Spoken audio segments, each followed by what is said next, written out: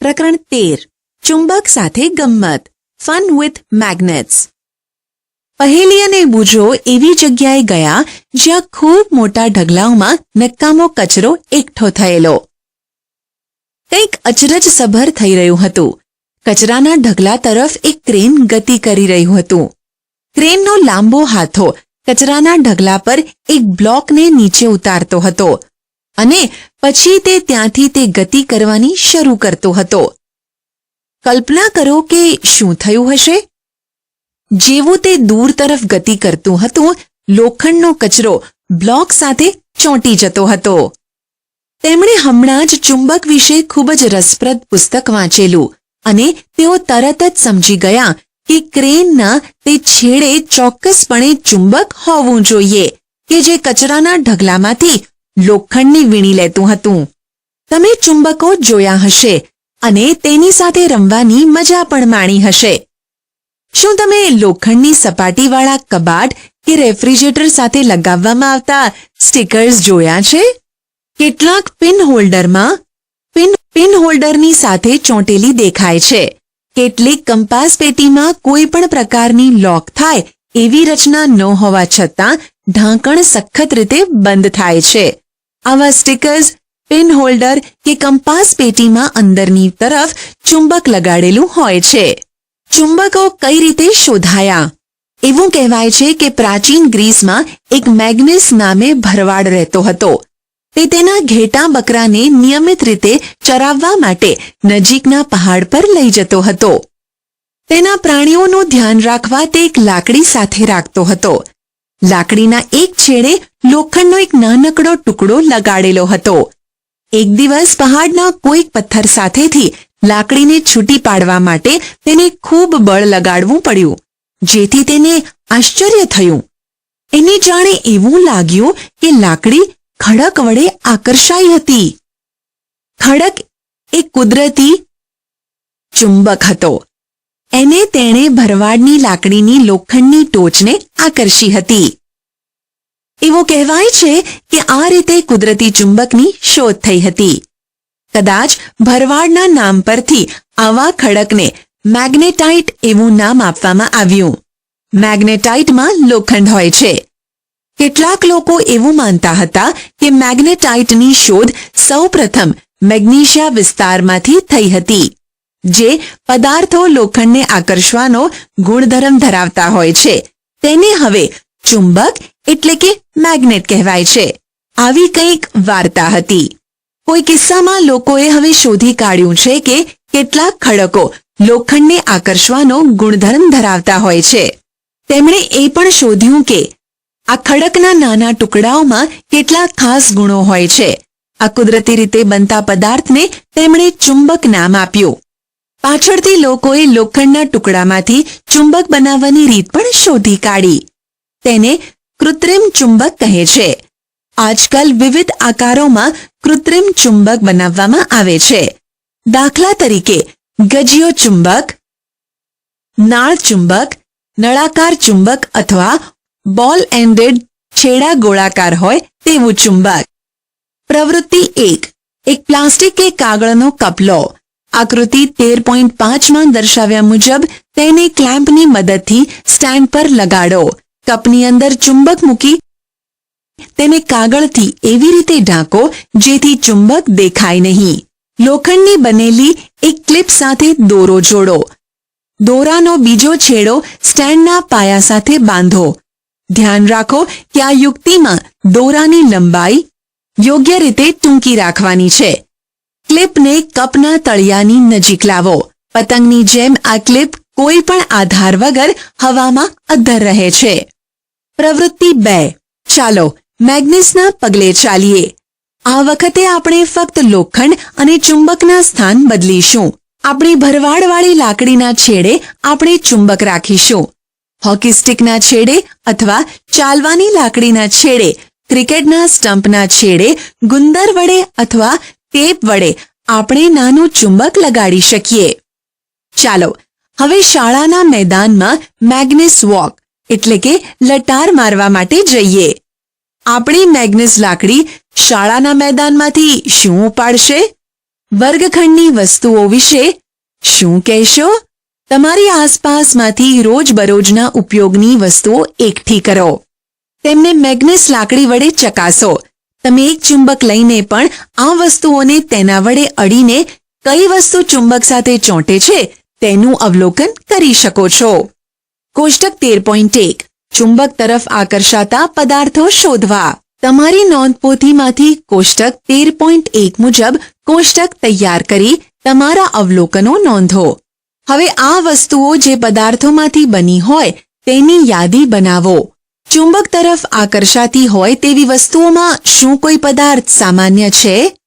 આપણે સમજીએ છીએ કે ચુંબક કેટલાક પદાર્થોને આકર્ષે છે, જ્યારે કેટલાક પદાર્થો ચુંબક તરફ આકર્ષાતા નથી.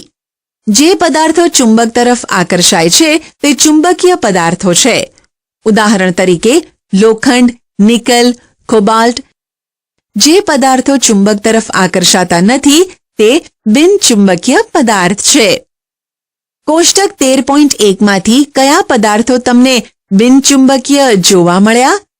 શું માટી એ ચુંબકીય કે બિનચુંબકીય પદાર્થ છે? સાચો જવાબ પસંદ કરી યોગ્ય જગ્યાએ ડ્રેગ એન્ડ ડ્રોપ કરો.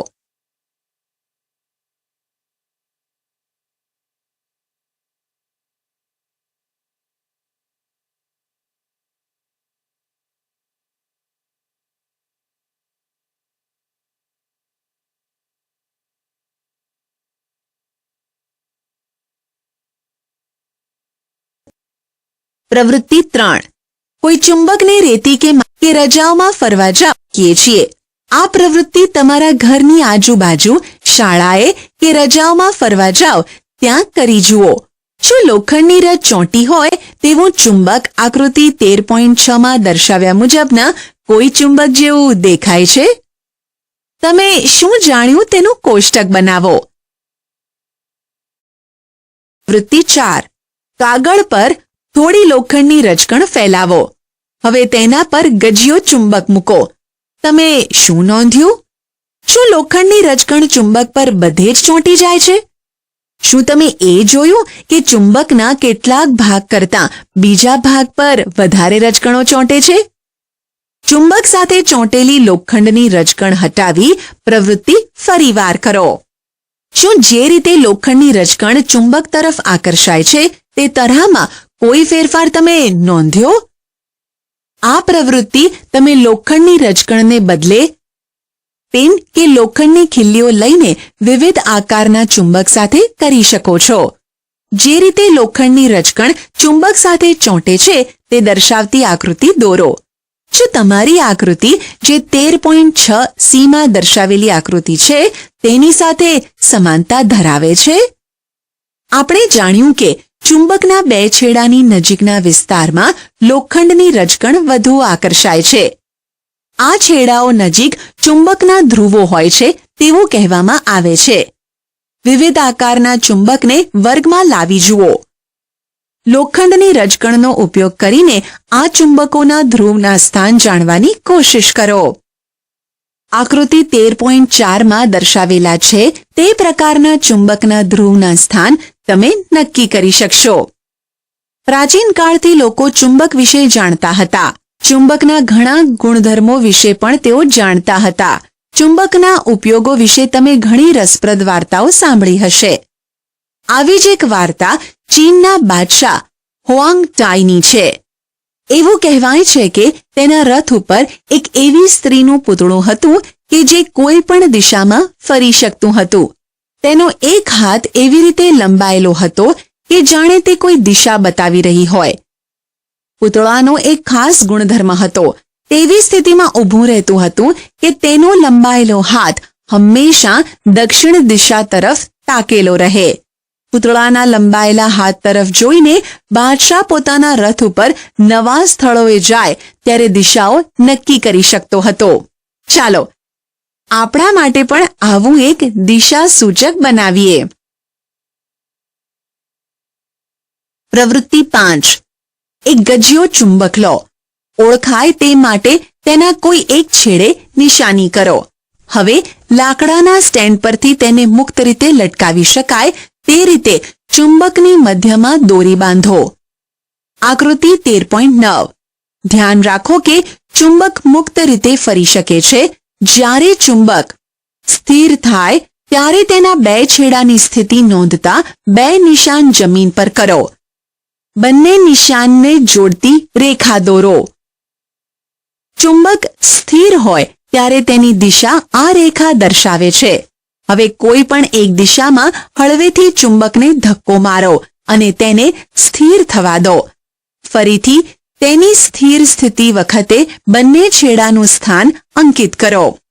શું હવે ચુંબક અલગ દિશા તરફ સ્થિર થાય છે?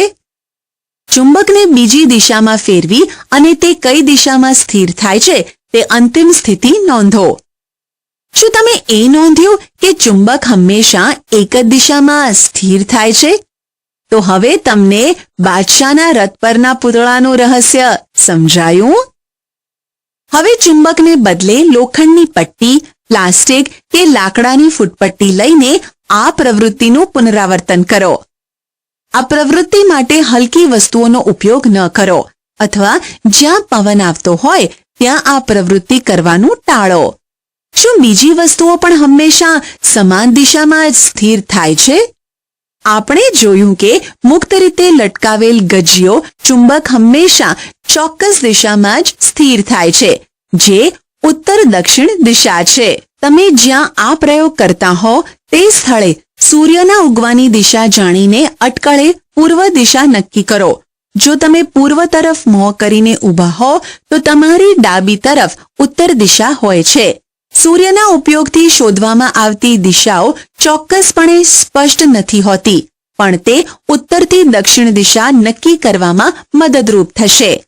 આનો ઉપયોગ કરીને તમે જાણી શકો કે ચુંબકનો કયો છેડો ઉત્તર તરફ અને કયો છેડો દક્ષિણ તરફ નિર્દેશ કરે છે.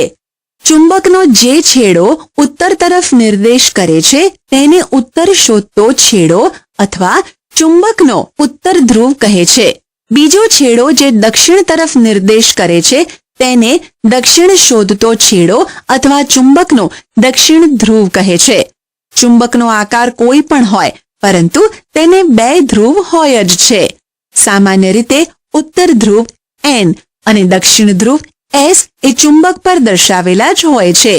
ચુંબકનો આ ગુણધર્મ આપણને ખૂબ જ ઉપયોગી છે.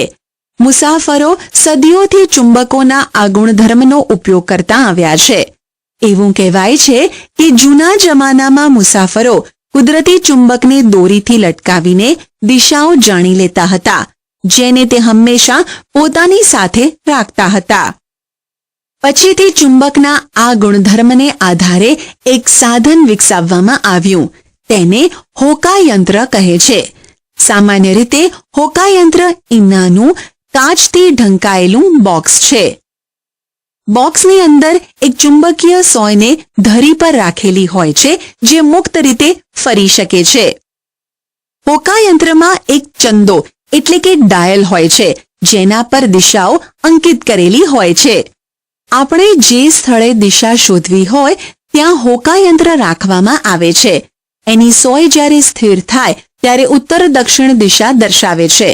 પછી હોકાયંત્રને ત્યાં સુધી ફેરવવામાં આવે છે જ્યાં સુધી ચંદા પર અંકિત કરેલા ઉત્તર અને દક્ષિણ એ સોયના બે છેડાઓ સાથે એક સમાન ગોઠવાય. ચુંબકીય સોયનો ઉત્તર ધ્રુવ ઓળખાય તે માટે તેને હંમેશા જુદા રંગથી રંગેલો હોય છે. તમારું પોતાનું ચુંબક બનાવો. Make your own magnet. ચુંબક બનાવવાની ઘણી પદ્ધતિઓ છે. ચાલો સૌથી સરળ પદ્ધતિ દ્વારા શીખીએ. લોખંડનો એક લંબચોરસ ટુકડો લો, તેને ટેબલ પર મૂકો. હવે ગજિયો ચુંબક લો તથા તેના એક ધ્રુવને લોખંડના ટુકડાના કોઈ એક છેડા પાસે રાખો. ચુંબકને ઊંચક્યા સિવાય લોખંડના ટુકડાના બીજા છેડા સુધી તેની પૂરી લંબાઈ પર ઘસો. હવે ચુંબકને ઊંચું કરી અને તેના ધ્રુવને એટલે કે જે ધ્રુવથી શરૂઆત કરી હતી તે જ ધ્રુવ લોખંડના ટુકડાના જે છેડાથી શરૂઆત કરી હતી ત્યાં લાવો. ચુંબકને ફરીથી લોખંડના ટુકડા પર અગાઉ મુજબ જ ફેરવો. આ ક્રિયાનું 30 થી 40 વખત પુનરાવર્તન કરો. લોખંડનો ટુકડો ચુંબક બન્યો છે કે નહીં તે જાણવા પિન કે લોખંડની રજકણ તેની નજીક લાવો. જો ન થયો હોય તો આ ક્રિયાને થોડા વધુ સમય માટે ચાલુ રાખો. યાદ રાખો કે ચુંબકનું ધ્રુવ અને ગતિની દિશા બદલાઈ ન જાય. તમે લોખંડની ખીલ્લી, બ્લેડ કે સોયનો ઉપયોગ કરીને પણ તેને ચુંબકમાં બદલી શકો છો. ચુંબક કઈ રીતે બનાવવું તે હવે તમે જાણો છો. શું તમારું પોતાનું હોકાયંત્ર બનાવવું ગમશે? જ દિશામાં નિર્દેશ. પ્રવૃત્તિ 6. ગજિયા ચુંબકનો ઉપયોગ કરીને લોખંડની એક સોયને ચુંબકીય બનાવો. હવે આ ચુંબકીય સોયને બૂચ કે સ્પોન્જના નાના ટુકડામાંથી પસાર કરો. હવે બૂચના આ ટુકડાને એક વાટકા કે ટમ્બલરના પાણીમાં તરતો મૂકો. એ ખાતરી કરો કે સોય પાણીને અડકે નહીં. તમારું હોકાયંત્ર કાર્ય કરવા તૈયાર છે. જ્યારે બૂચ તરતું હોય ત્યારે સોય કઈ દિશા દર્શાવે છે તે નોંધો. સોય લગાવેલા બૂચને વિવિધ દિશાઓમાં ફેરવો. બૂચ ફર્યા વગર હવે સોયને જે દિશામાં રાખીને તરે છે તે નોંધો. શું જ્યારે બૂચ ફરતો બંધ થાય ત્યારે સોય હંમેશા એક જ દિશામાં નિર્દેશ કરે છે? ચુંબકો વચ્ચે આકર્ષણ અને અપાકર્ષણ. Attraction and repulsion between magnets. ચાલો ચુંબક સાથે બીજી એક રસપ્રદ રમત રમીએ. રમકડાની 2 ગાડી લઈ તેને A અને B એમ નામ આપો. ગાડીની લંબાઈ સાથે બંને ગાડી પર ગજિયો ચુંબક મૂકો તથા તેને રબર બેન્ડથી બાંધો. એક ગાડીમાં ચુંબકનો દક્ષિણ ધ્રુવ આગળ તરફ રાખો. B ગાડીમાં વિરુદ્ધ દિશાના ચુંબકને લગાવો. હવે બંને ગાડીઓને એકબીજાની નજીક ગોઠવો. તમે શું નોંધ્યું? શું ગાડીઓ તેમની જગ્યાએ જ રહે છે? શું ગાડીઓ એકબીજાથી દૂર જાય છે? શું તેઓ એકબીજા તરફ આવીને અથડાઈ જાય છે? કોષ્ટક 13.3 માં દર્શાવ્યા મુજબ તમારા અવલોકનો નોંધો. હવે બંને રમકડાની ગાડીઓની એવી રીતે ગોઠવો કે જેથી ગાડી A નો પાછળનો ભાગ ગાડી B ના આગળના ભાગ પાસે રહે. શું તેઓ આગળ દર્શાવ્યા મુજબ જ ગતિ કરે છે? ગાડીઓ હવે જે રીતે ગતિ કરે છે તે દિશા નોંધો. પછી ગાડી A ની પાછળ ગાડી B ને મૂકો અને તેઓ દરેક કિસ્સામાં કઈ દિશામાં ગતિ કરે છે તે નોંધો. બંને ગાડીઓનો પાછળનો ભાગ સામસામે હોય તે રીતે આ પ્રવૃત્તિનું પુનરાવર્તન કરો. દરેક કિસ્સામાં તમારા અવલોકનો નોંધો. આ પ્રવૃત્તિ પરથી તમને શું જાણવા મળ્યું? શું સમાન ધ્રુવો એકબીજાને આકર્ષે છે કે અપાકર્ષે છે? વિરુદ્ધ ધ્રુવો વિશે શું કહેશો? શું તેઓ આકર્ષે છે કે અપાકર્ષે છે? ચુંબકના આ ગુણધર્મો ચુંબકને મુક્ત રીતે લટકાવી અને બીજા ચુંબકના એક પછી એક ધ્રુવ નજીક લાવીને પણ જોઈ શકાય છે. થોડીક ચેતવણીઓ. જો ચુંબકને ગરમ કરવામાં, ટીપવામાં કે અમુક ઊંચાઈએથી પછાડવામાં આવે તો તેના ગુણધર્મો નાશ પામે છે. વળી જો ચુંબકને યોગ્ય રીતે સંગ્રહ કરવામાં ન આવે તો પણ તે નબળું પડે છે. તેમને સુરક્ષિત રાખવા માટે ગજિયા ચુંબકના વિરુદ્ધ ધ્રુવો સાથે રહે તેમ તેને જોડીમાં રાખવામાં આવે છે. તેમને લાકડાના ટુકડાથી છૂટા પાડી અને બંને છેડે નરમ લોખંડની પટ્ટીઓ મૂકીને રાખવામાં આવે છે. નળ ચુંબક માટે તેના ધ્રુવ સાથે જોડાય તેમ લોખંડનો ટુકડો રાખવો જોઈએ. ચુંબકને કેસેટ, મોબાઈલ, ટેલિવિઝન, સંગીતના સાધનો, કોમ્પેક્ટ ડિસ્ક એટલે કે CD અને કમ્પ્યુટરથી દૂર રાખવા જોઈએ. પારિભાષિક શબ્દો. હોકાયંત્ર, કંપાસ. ચુંબક, મેગ્નેટ. Magnetite, magnetite. ઉત્તર ધ્રુવ, નોર્થ પોલ. દક્ષિણ ધ્રુવ, સાઉથ પોલ.